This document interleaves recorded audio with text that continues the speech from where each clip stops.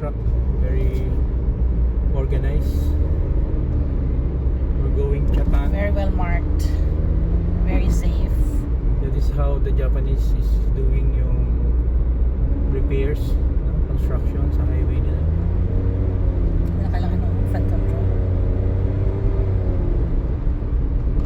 Slope control. Malinis talaga pagkakatangtang ng ano.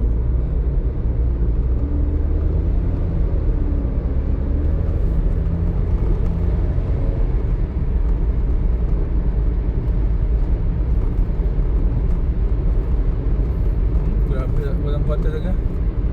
Walang brake, very clear yung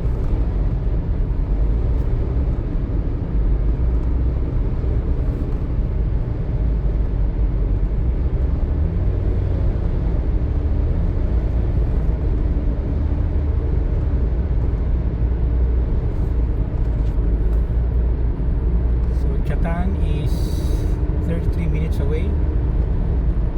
21 kilometers. 21 kilometers. So we came from Ona. Ngayong night na third night namin in our Okinawan driving tour. Okinawan. We stayed at Ona. Anong kanyan? Mr. Jinko. Yep. Their chain of Airbnbs. And it's very nice because we're able to launder all our clothes. Clean clothes again.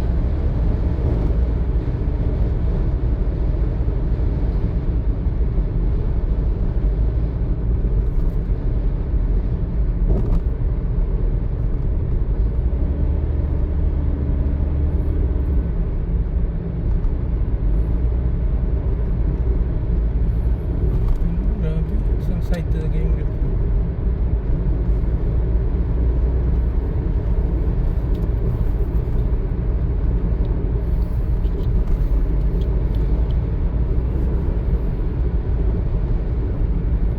Straight ahead. Okay, still here. Grabe kadami naman itong mga nila. Punong-puno. Haba na. In Japan, but they don't feel the need to make bigger roads. Galing.